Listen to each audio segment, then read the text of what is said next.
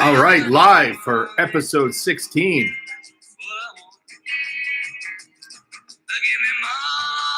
I'm on my own today, live in Fernie, British Columbia, at my my resort home on the actually on the ski hill in Fernie, BC. This has been a disaster trying to get this together for you. This is take number 3, so maybe I'll get it right this time. Who knows? Let me turn that off. I couldn't go live at the regular time because of the internet problems. I then did an hour, knocked it out on iMovie, which was, I thought, really good. Then the app crashed and I lost everything. So you're getting none of that. And now I'm trying again. I've got a new internet connection. I just threw my family out. I sent them to dinner. It's 5 o'clock here in Mountain Time. And so we're going to try again and see how it goes. And we are live on YouTube. So episode 16, Martinis with Scott. We are a show that tries to bring you an in-depth conversation or in-depth topic to help business owners, entrepreneurs, management to win at business. And as I said, we're live from Lizard Creek Lodge in beautiful Fernie, BC. And if I wasn't so nervous about messing with the technology, I would give you a great view of mountains and trees. Yes, Martinis with Scott, so we can have a drink. It's not really a martini, it's more of a glass of vodka. Fernie Distillers. We shot an episode from there a couple of shows ago, you might remember. Really good vodka. You can't buy it unless you're from here. I can... If you're somewhere where I'm going, I'll sneak you a bottle. Just let me know. It's pretty good stuff. Please subscribe. Our YouTube channel is Martinis with Scott. Spotify, Apple Podcast helps us a lot when you subscribe. So please take a look at that. So today what we're going to do is we're going to look at lessons learned from CannTrust Holdings, which is a public company, trades in Toronto and New York. And as you know, we don't normally do current events on this show because the show is intended to, help coach, present you with ideas that you can think about and use in your business. And so that's not really current event sort of stuff. But if I can use a current event to highlight an idea, then I'm happy to do so, or a set of ideas. And, this CannTrust thing has really, in July, it's just hit home so many of the points that we've been trying to talk about in the first 15 episodes of Martinis with Scott. And since it's August 1 and a long weekend and everybody's gone and it's hot outside, and we just thought I'd do something fun.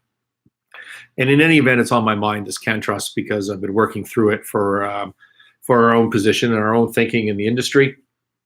So what we're going to do today is go through the CannTrust saga of the last little while, and we're going to apply it to some discussion points and to some lessons and ideas that we've discussed in the last little while. So before I start, a couple of disclaimers. One is, I'm not giving you trading advice. We're not in the securities business. I'm not in the securities business. Don't rely on me. Go get your own advice. I'm not telling you to buy the stock or sell the stock or short it or do whatever. None of that. And also, if I say that something was a fraud or, was criminal, it's an allegation. It's not even my allegation. It's my observation from allegations that other people are making. So I may not be 100% on the facts. This is not intended to be a research report on video. I'm looking through what's been going on and drawing my own observations and relaying them to you. Double check, do with them what you will. The important part of this video is not the underlying facts, but you can see quite clearly what's going on, and you can see the errors that CannTrust is making in dealing with a crisis, in dealing with a turnaround, and it hammers home the points that I want to hammer home, regardless of whether we're 100% accurate on the facts or not, or the allegations. And the points I want to hammer home are, we've talked about this in prior shows.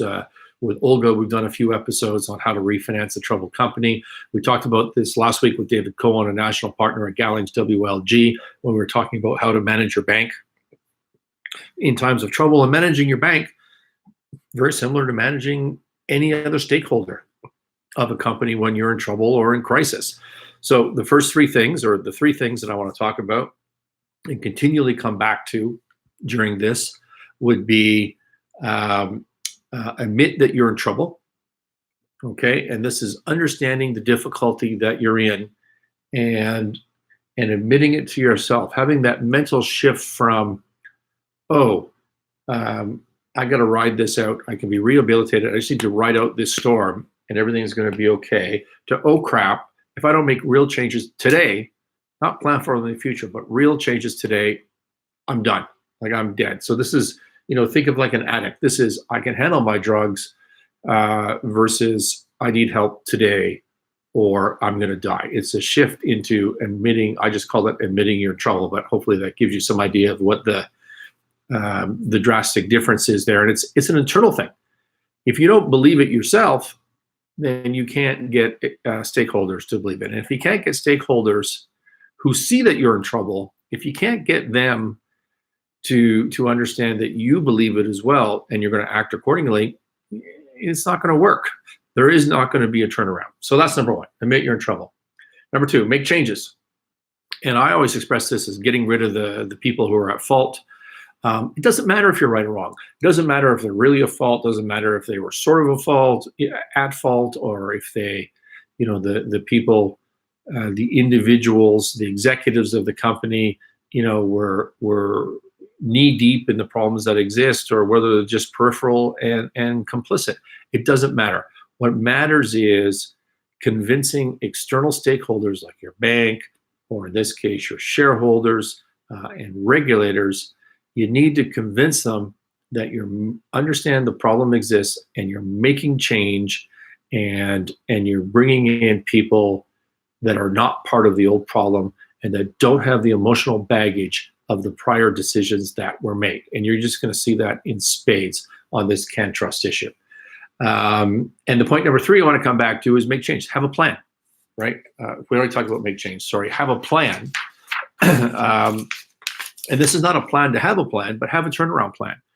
Like, have it immediately. When you get out and you start talking to stakeholders, you say, hey, we're in real trouble.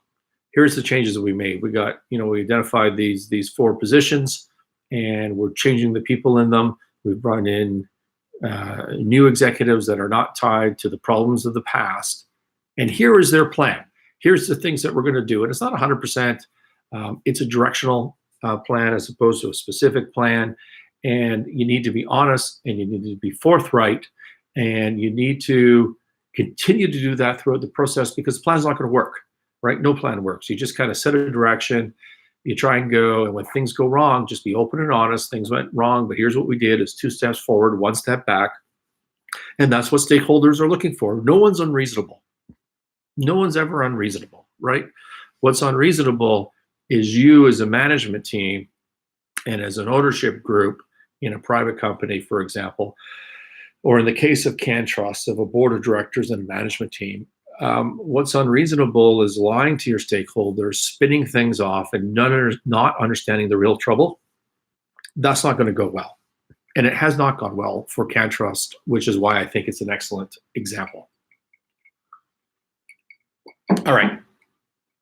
So what we're going to do today is I'm going to give you a briefing on CannTrust, and it's just a super simple, brief overview of the company. This is not intended to, as I said, to be a video research report. If you know the company already, this is just going to be a refresher. If you don't know the company, I'm just giving you enough information to kind of set the table so you know what we're talking about. And again, the company doesn't matter. The facts of this don't matter. What matters is the lessons that we can draw from what I'm about to tell you, because I think, they're really important and they apply in so many situations. So we're just going to do an overview of what CannTrust is really quickly, and then we're going to get into some of the details of what's gone on with CannTrust in June and July specifically, where this company lost $600 billion of value in this 30, 45, 60-day period, no longer than that. So we're going to go through the detail, and when we go through the detail, we're going to circle back to our 3 points: the admit you're in trouble, like understand the trouble, acknowledge it, believe it in your heart, convince stakeholders that you know what's going on. Having a plan, right? Making changes and having a plan would be your 3 points. So we're going to come back to those as we go through, and we're going to learn from this CannTrust situation where they failed at every step of the way, and what that means for the future of this company, in my view. And then we'll talk about a few summary points at the end of that. So let's go through just with our super brief introduction to CannTrust, founded in 2013 by a group of pharmacists, 19th license issued by Health Canada.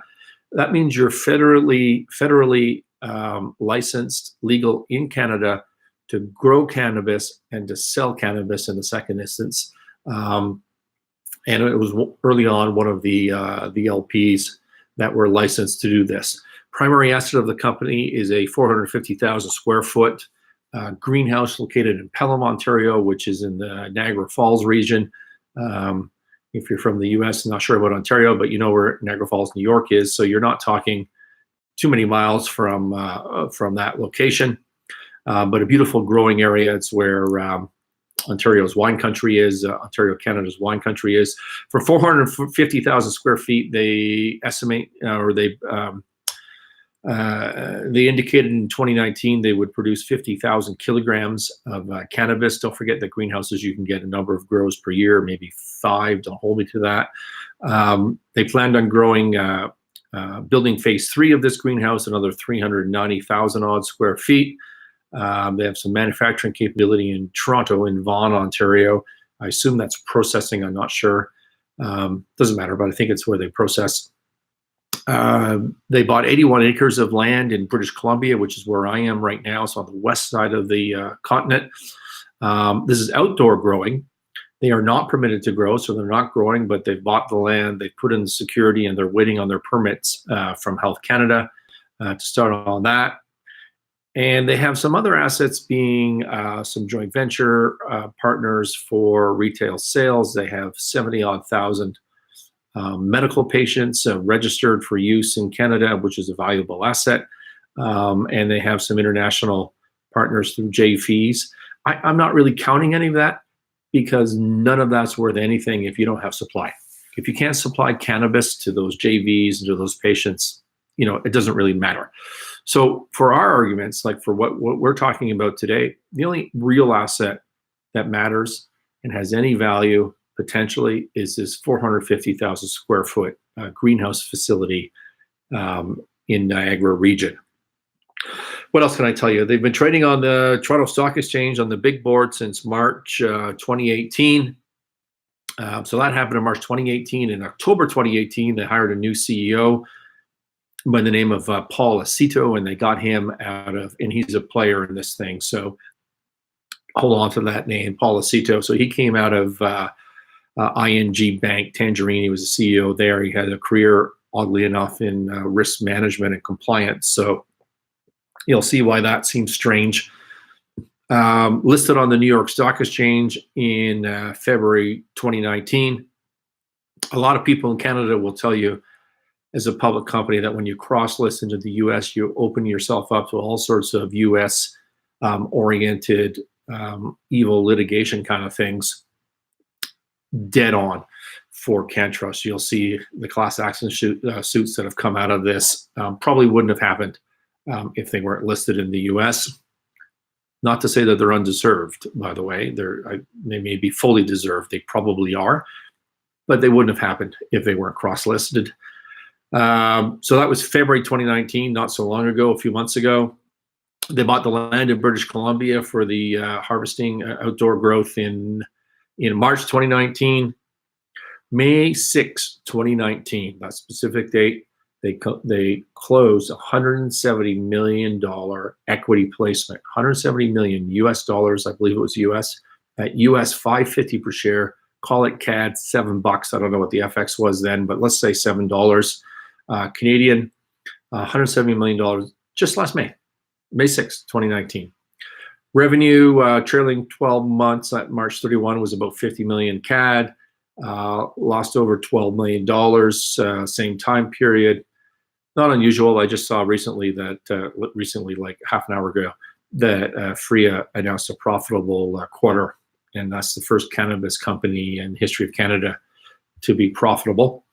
And lots of cash, liquidity is fine in the normal course, and hold on to that thought because we'll come back to it. So the takeaway from me of this sort of really brief overview of CannTrust to initiate us all and get us on the same page.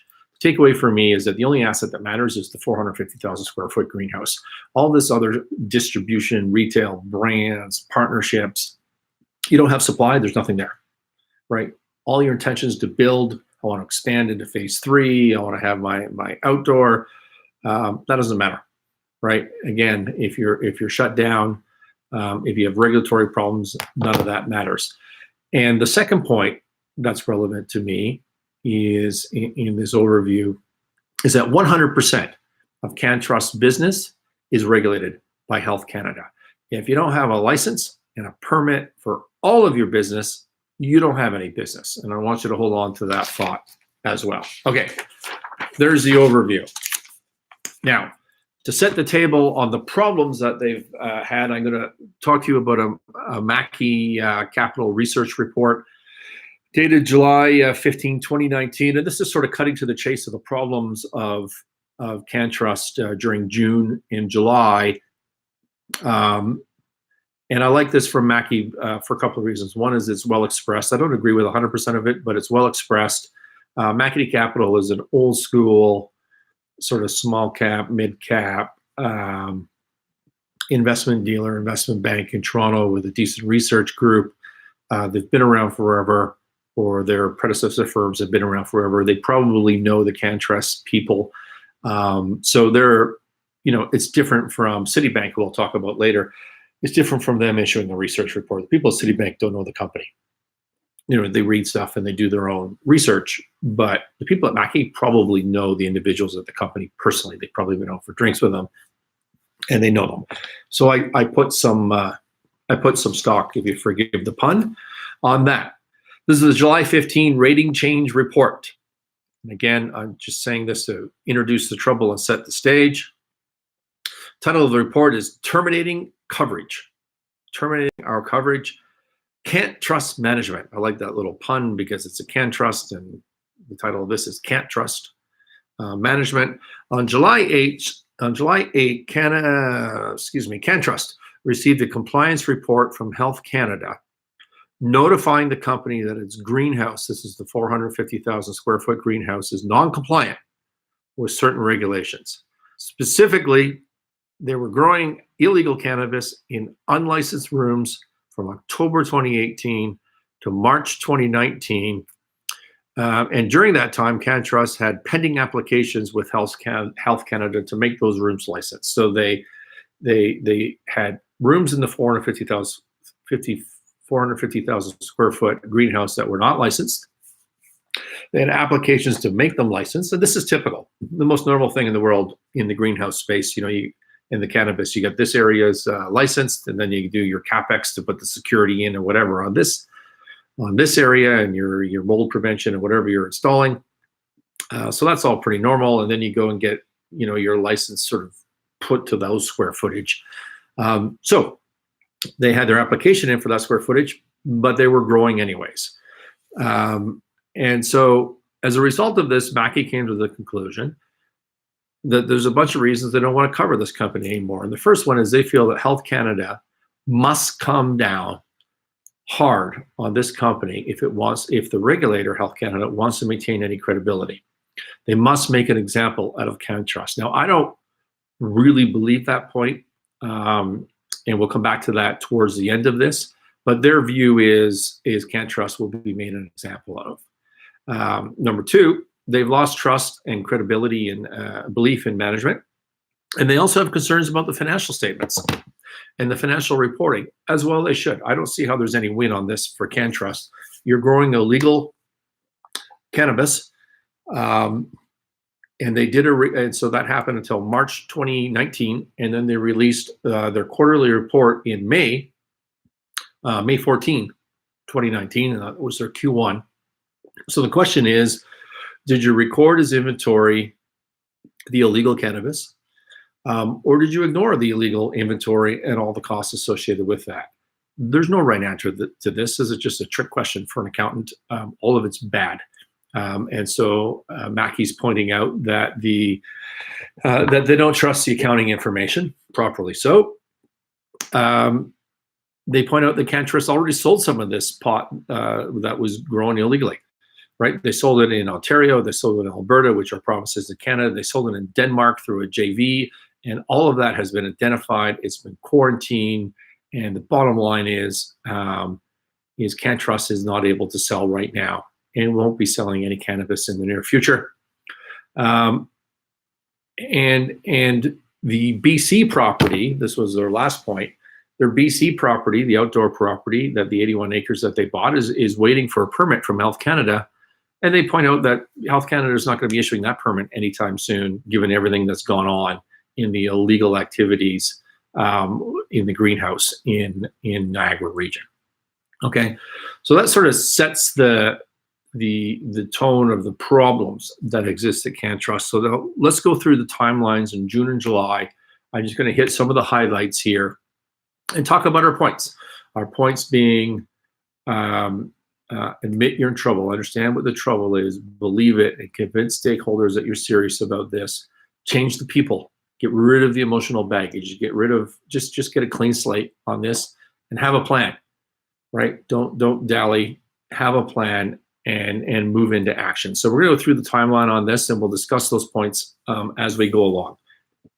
So in June, beginning of June, say June 1, 2019, CannTrust had 72,000 medical patients registered and active. So these are patients, medical people that have a prescription, are registered with CannTrust, and who, for whatever reason, are using a cannabis product to deal with whatever ailment they have.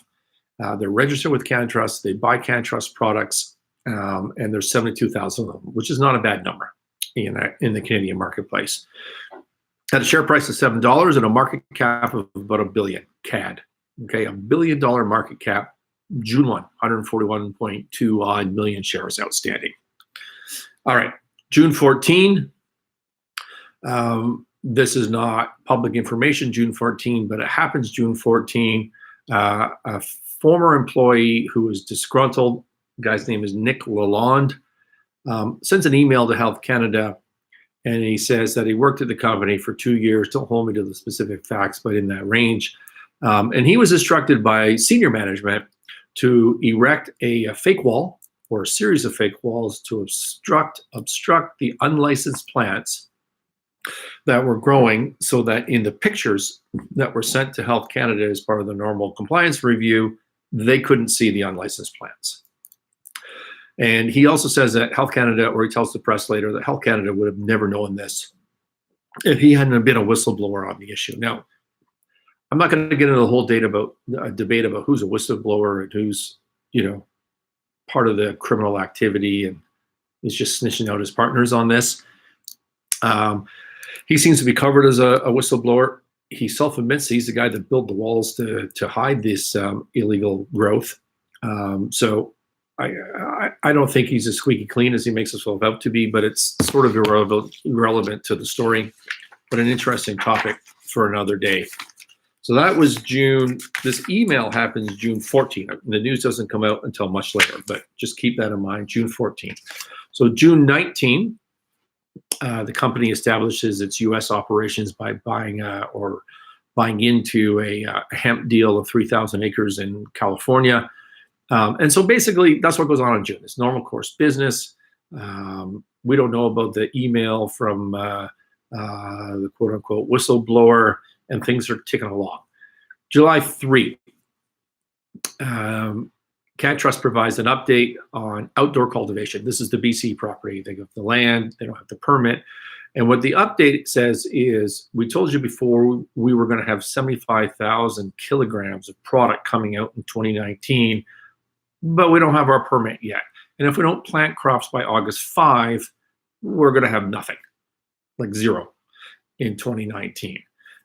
Now, I've given you the background of the problem. I've explained the illegal grow, and I've explained that a whistleblower sent an email to Health Canada 3 weeks before that. So CannTrust knows there's an audit going on. They know, and I'll give you some details on this in a minute, but they know that this problem exists. Why are they expecting a permit? Like, it makes no sense that Health Canada would actually issue this permit. Do you think they're going to get it? Do you think they're going to get a permit for right now? They'll be, oh, okay, sorry, that thing in Niagara, yeah, that was illegal. And those people are bad people. Like you executive team that did that are bad. But this is a different issue. Over here in BC, we're just happy to give you a permit on that. That's not going to happen, right? It's not a thing. They're not going to get that permit. We all know they're not going to get that permit if we just think about it reasonably. So yet they issue this press release and they say, if we don't get it and we don't plant by August 5, we're not going to have anything, without any mention of any of this illegal activity at this point. July 8th, so that was July 3, they come out with the update. July 8th, just 5 days later, they issue the results of an audit report from Health Canada. Now, Health Canada doesn't issue audit reports in a day, right? They're not on the spot doing an audit and say, oh, by the way, here's your report. We found illegal growth. That didn't happen. They've got an audit going on at the time of the July 3 report on BC or long before that, and they already know they're in trouble, which makes that press release, in my view, misleading. The 8th, they come out with a release and it says, Health Canada has observed, this is the primary regulator, that there was 5 unlicensed rooms and they were growing illegal cannabis in these unlicensed rooms, and they lied to the regulator about it. That's effectively what the press release says. And it says it took place, the illegal growing, the unlicensed growing took place from October 2018 to March 2019. And then it goes on to say, this just is sort of comes back to one of our first examples of one of the points I want to hammer home, is it says our facilities remain fully licensed and they continue to grow, and that our cannabis passes all quality checks. Now, let's think about that for a minute. Quality checks. The purpose of the regulatory regime, I believe, is to ensure primarily that good quality cannabis is being consumed by medical patients and other users, coming out of the end of the compliance system, right? So you've got licensed growers, licensed processors, licensed marketers. You can go, from front to back, and you can say, I know where this came from, and it's clean and it's licensed, and we've disclosed the THC or the CBD, whatever. We've done all that, and we have good quality product, right? We pass the safety checks. That is the output, probably the primary output of the regulatory regime. But if you were to list the things that are really important to Health Canada, the regulator, the output of quality is going to be here. But the number one thing way up here is not going to be that. The number one thing way up there is going to be respecting and being in compliance with the system that's in place. Because as a user of a regulatory regime, if you start violating the system, if you lie, if you defraud, if you create false walls, if you like to trick them, that's a much bigger deal, because it blows away the entire integrity of the system that was set up to begin with, right? It doesn't just mess with the output. It's the integrity of the entire regulatory regime. Regulators, that's their number one hotspot, right? So here you've got a company that's done precisely that. And what is their response? Their response is, don't worry about it. We're fully licensed, and the quality of our product passes all safety tests. We got no issues that way. They're in denial. They're not admitting that they're in trouble. They don't understand what the issue is, and they've just missed the boat entirely on this. Okay, so that's, again, back to July 8th. Then they make it worse. In the very same release, they say, we made some changes, right? We made some errors in judgment, and we're going to make some changes, which are going to be, we're going to have more employee training, further comprehensive employee training. We're going to change our systems and processes. We've hired an external advisor to teach us that growing drugs illegally is bad. And all of this was an error judgment, and we can change it with systems. Do you believe any of that? Does that make any sense to you? If someone knows that they have an application, I mean, the entire system in Canada is to build all your security, have your real estate, build your security, have the plan, make a submission to Health Canada, get it, right? That's what it's all about. You get audited a bunch of times throughout there. That's the deal. And what these guys did is they made their submission and started growing illegally while they waited for their approval, right? Is that an internal control problem? Is that a training problem? Like, do we really need to train people to tell them not to break the law on that? No one believes that. So in terms of understanding your problem, admitting that you're in trouble, this is what I'm talking about. And this is specifically what CannTrust has failed to do. All right, July 8th, let's continue on. Let's move on to July 10th. Class action suit out of the US. Glancy, somebody and somebody. Anyways, this company, CannTrust, has had 3 class action suits in July filed against it. In July, in 1 month, 3 class action suits. You know how many press releases I've seen on that from CannTrust? That's right, 0, nothing. They haven't told us that. Now, I don't know what a material fact is for security purposes that requires release on a class action suit, mostly because I don't know class action suits. I thank God I've never been involved in one. I don't know how that goes. Maybe you file one and there's a statement of claim and they need to find the lead plaintiff and when do you disclose that? I'm not sure. But if you want to convince your external stakeholders that you're taking this seriously, you release that information gratuitously, even if you're not allowed to. Sorry, even if you're not obliged to. Obviously, if you're not allowed to, then you don't do it. But you would be allowed in this case. And if you're obliged to, you should. And if you're not obliged to, you do it anyways, because you're building trust and credibility, and you're convincing your stakeholders that you know there's a problem, right? And so, no press release. 3 class action suits in July, no press release. By the way, I was so not understanding about this. I actually went to the lawyer's website and I pulled out the statement of claim and I read it. It's basically everything I'm telling you today, even more. And of course, it's better worded. It's depressing. If you're long this stock, go read those class action suits. It's not good. All right, so that was July 10. July 11, the very next day, CannTrust puts a voluntary hold on all sales. Says, we're just stopping. We're not selling to anybody. There's bigger issues here. They don't really tell us what it is, but they stop servicing those 70,000 odd medical patients who need this cannabis for whatever they have a prescription for. Do you think they're going to stick around, or do you think they might go somewhere else to get that filled? Right? I mean, there's one of the assets of the company that's just going away every single day, and revenue has stopped. Right? They're not selling. There's no more cash flow. There's no more revenue coming out of that. They also tell us they formed an independent committee and hired a law firm, McCarthy Tetro. Actually, they didn't tell us that. Sorry, on the 11th, but they did tell us they formed the independent committee. And on that independent committee, they don't really talk about it, but I can tell you how many outsiders are on that committee. How many experts have they brought in to deal with this? The answer is 0. Nobody. Independent means, in this context, for them, it means, they're board members who weren't part of management. So the independent board members have formed the independent committee, and their mandate is what? Investigation. We're going to investigate what happened and how we did this grow of illegal cannabis. To which I say, who cares? Right? If you're a stakeholder, if I'm a shareholder of this company, what do I care about an investigation? Know that.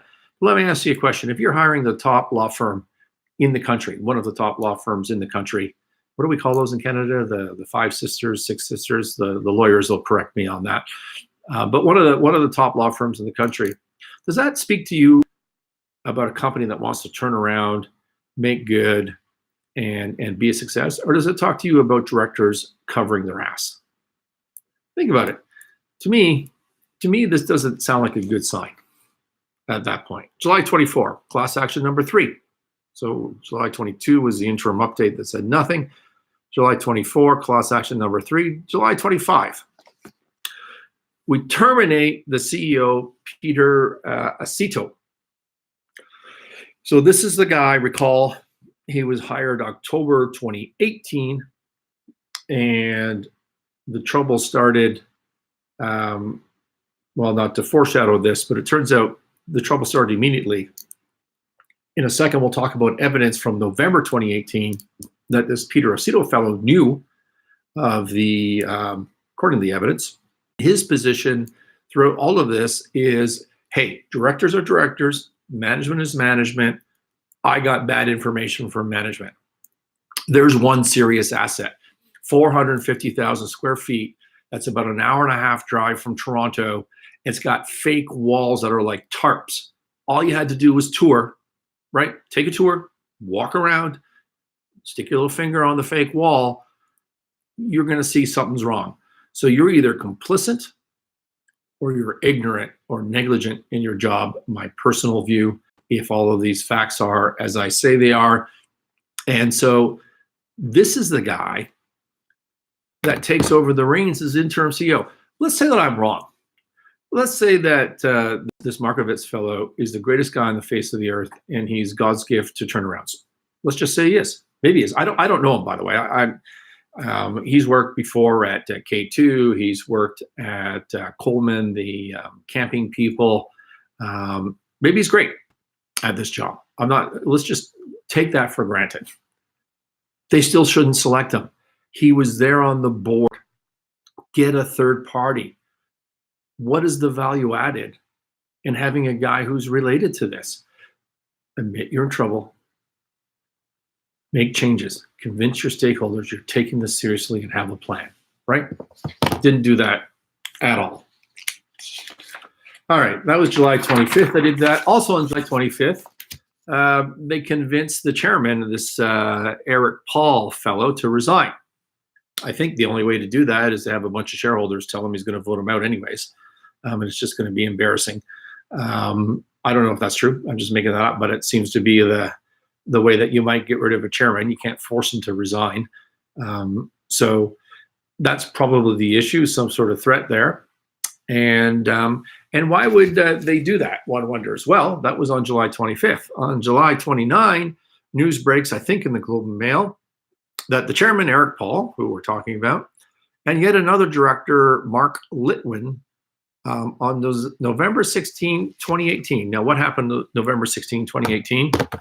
This is the day that there was an internal email within CannTrust that said, hey, we're growing cannabis illegally. And it's the day or the response that Aceto, the CEO at the time, said, hey, carry on. It's all good. That's not a direct quote, but that's the essence of this.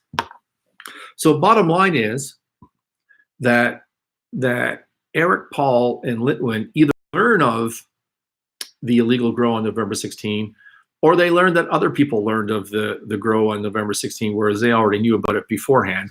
But either way, their response is they sell $1 million worth of shares on that day. And I'm going to assume the liquidity limited them to the day's trade, because they sold another, or somebody, one of them, sold another, I think it was Eric Paul, sold another $5 million worth of stock over the next 30 days, all in the $7 to $9 range. Okay, stock today is around $3, maybe less than $3.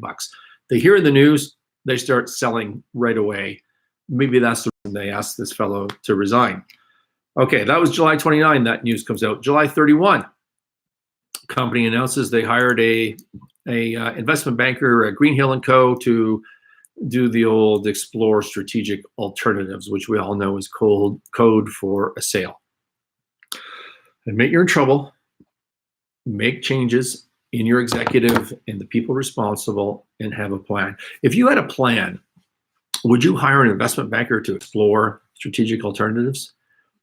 And if you're trying to convince your third-party stakeholders, of your outside stakeholders, of your turnaround and your credibility, Why would you look to sell the company when all of your regulatory licenses are in jeopardy? You have 3 class action suits against you from the US, which have not been disclosed as near as I can tell. Again, maybe I can't find them, but that being the case, right? So you've got the class action suits, you've got the regulatory issue, you've stopped selling, you put a voluntary hold, voluntary as in talked into it, hold on all your product sales, and you have all your counterparty lawsuits that just have to be coming down the pipe, don't they?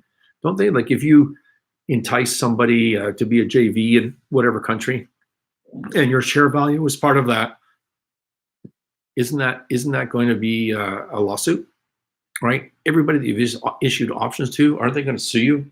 I mean, this is just a mess. So, is somebody going to buy that company? Not very likely. I mean, anything's possible, but I mean, with pretty strong possibility, that's not going to happen. So what could happen?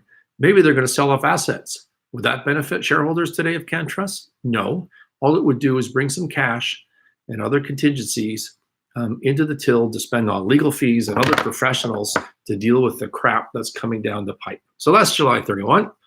Also on July 31, our new turnaround guru here, Mr. Marcovitch, who I remind you was a director at the time that this all went down, does an interview on Bloomberg in Canada, BNN, Bloomberg, whatever they're called, which was the least persuasive turnaround showing I've ever seen in my life. I mean, it just blew me away. This guy was so weak. His body language was deer in a headlight. And again, I don't want to pick on this Marcovitch, Mr. Marcovitch, as a person.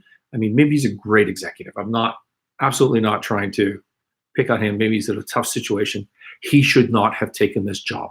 CannTrust should not have given him this job, and he shouldn't have taken it. He's part of the problem. He needed to step back and wash his hands of the whole deal and let somebody without the baggage and conflict come in, my opinion. Anyways, he's there. He's as I said, his body language is a deer in the headlight, in my view. And he's worked, as I said, in K2 and sporting products, in Coleman, the camping gear. He says he's dealt with troubles like CannTrust has in other companies. For example, seasonality. Understand your trouble. Admit you're in trouble. You've got prospectus violations. You've got financial statements that are likely false. You've been lying to regulators. You have no revenue. You go like on and on and on. Is that the same as a seasonality business? Like the same set of issues? Come on. He literally said that they formed an independent committee, and he Googled what independent committees do. And he found a great article on Harvard Law. Full disclosure, I'd probably do the same, right? I'd have my highfalutin lawyers. They'd tell me what to do. I'd have a checklist, and maybe I'd do some research on the internet, see if I'm getting good advice, or maybe I get some other ideas, right? I'm not going to go on Bloomberg and tell my stakeholders that we're all good because I Googled this.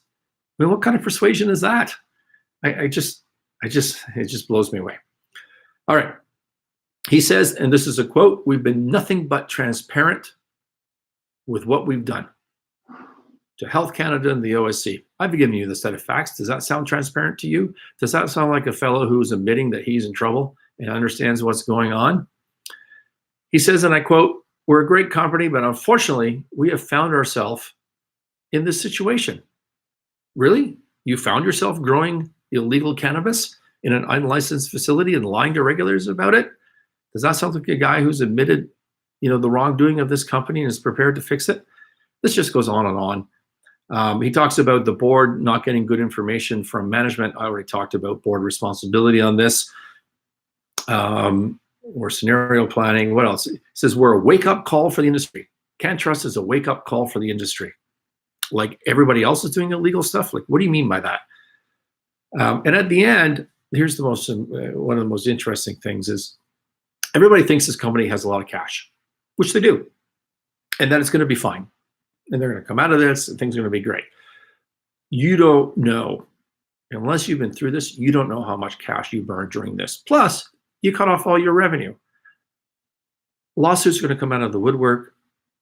You're not going to cut your overhead because you think you're going to be fine. He said at the end of this interview, without addressing this issue at all, he said, and we're being very diligent about cutting our costs and managing expenses. Why do you think they're doing that? Do you think it's because they have lots of cash? Or do you think they're worried about it, but they haven't told investors yet?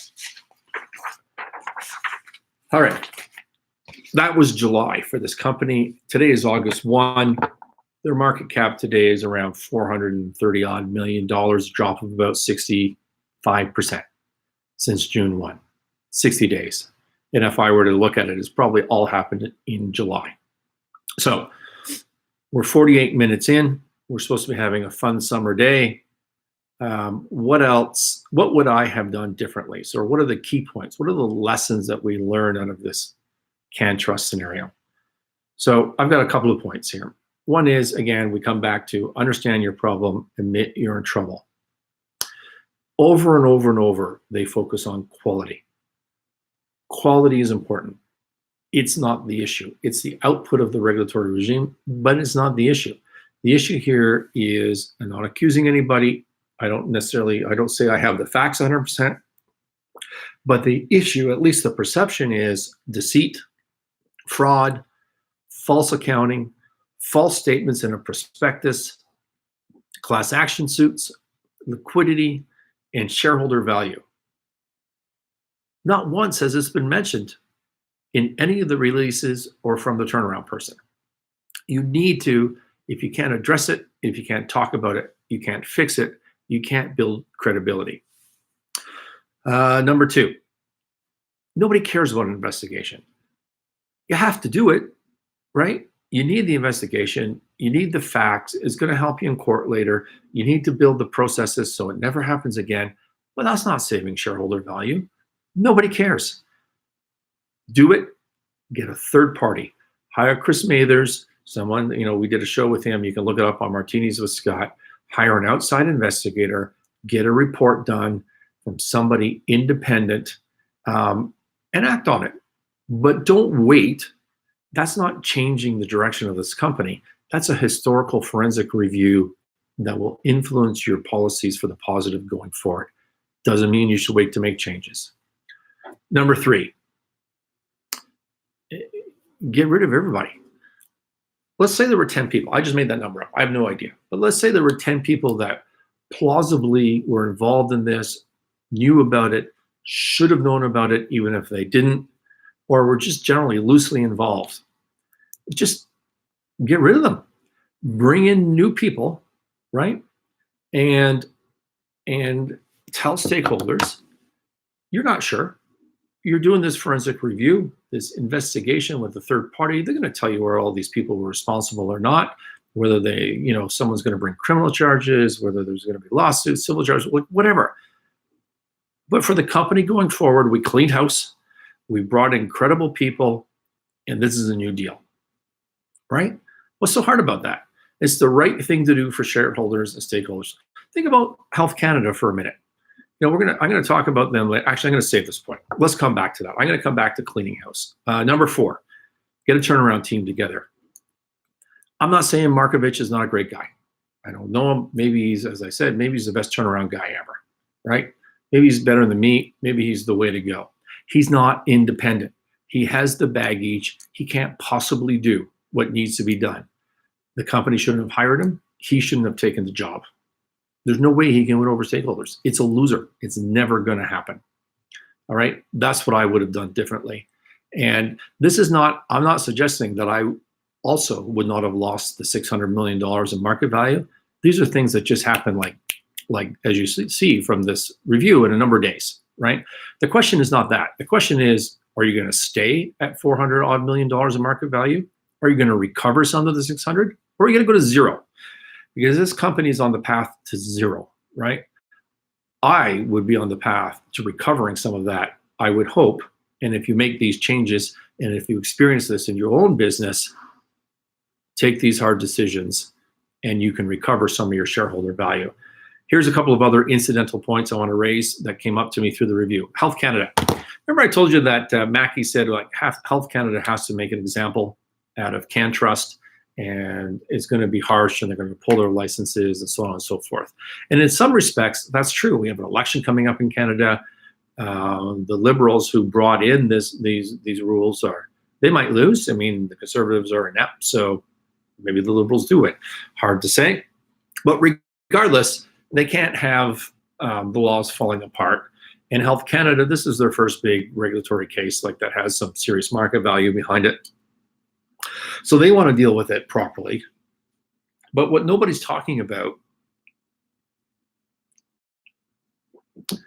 is that if Health Canada shuts these guys down, they're shutting down 450,000 square feet of cannabis growth that in the past was illegal, but today is legal. And if you shut that down, you're replacing that capacity with illegal cannabis today, because it's the black market that's picking that up because we don't have enough supply. As a regulator, you're going to think about that. You're going to think about, I kind of need that greenhouse space. I kind of want that production. If I shut them down, which is what I should be doing, and that sends the message I want to send to the market, I lose that capacity. Now, I don't know where the regulator is going to come out on that, but those are some competing thoughts that no one's talking about. So guess what? If you had cleaned house, got rid of everybody involved and brought in a new team into the same greenhouse facility, doesn't that give this external stakeholder, Health Canada, doesn't it give them their cake and they can eat it too, right?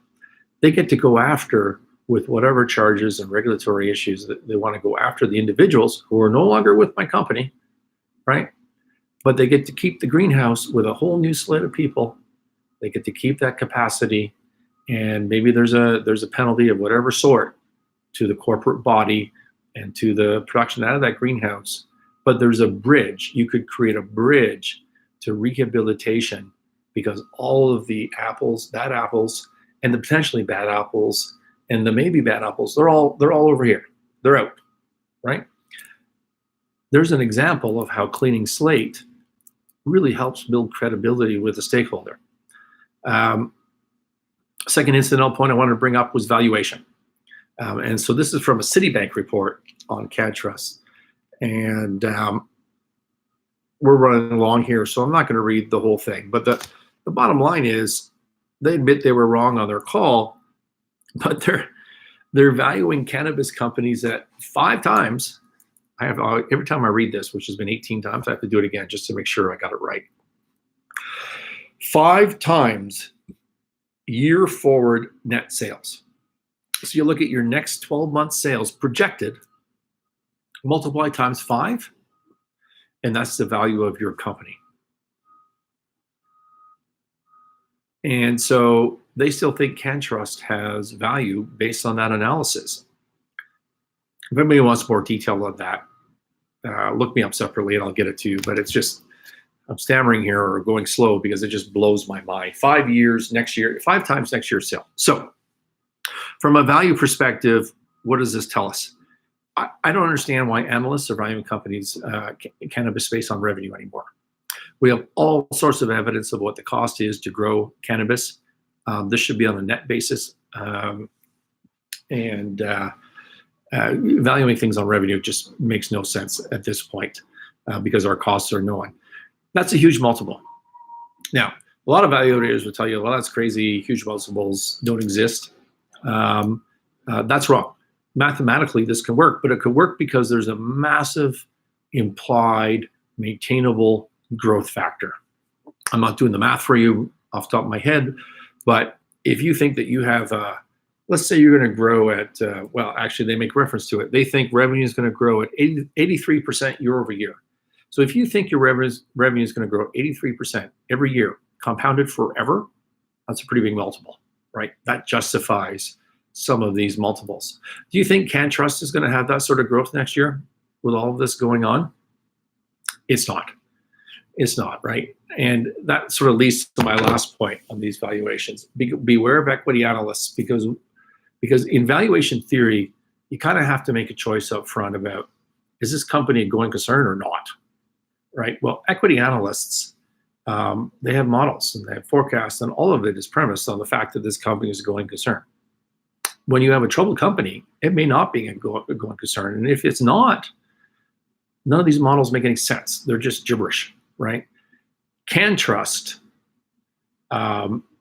is at risk of not being a going concern. They may not be in business the way that they're going. I'm not saying that's going to happen. They could still save it by following these rules of, just admitting they're in trouble, changing management, getting on board, getting a clean slate, and having a plan. But they haven't done it yet. And my last of the three incidentals I want to bring up, I've been looking at some of the chat lines and traders and people that are long on this thing. It's mostly a bullish as opposed to a short side. These facts, you're in the fog of war. You don't know what really happened. Maybe Aceto had no idea what's going on. Maybe he's the greatest guy ever. We don't know, right? And we don't know what Health Canada is going to do. We don't know what the secondary market is for these things. We just don't know. By the way, on the secondary, I will note that literally as I was talking here, the OSC put a cease trade on the stock of CannTrust. Things just keep getting worse. That would be August 1. Anyways, here's how I evaluate these companies if we're investing or non-investing or shorting in the market or whatever. Look to management. Look to management. Look at exactly what I said. Are these guys addressing their issue and dealing with their issue? And the answer on CannTrust is no. This is markets. This is business. Anything can happen. But if you want my bet is this is going to go bad, from bad to worse. And I feel pretty strongly about that. Don't take trading advice from me. All right. I think that's it. I got it done in 59 minutes. Hopefully this records properly. As I said, this is sort of my third take at this. What else do I want to tell you? You can reach me as usual. Check out the site, sinclairrange.com, sinclairrange.com. Reach out to me, reach out to Ashley. You've seen her from other episodes, you know how to reach her. Subscribe, please. YouTube channel is Martinis with Scott. Same name on Apple Podcasts and Spotify. And glad you listened. Good luck out there with your trading.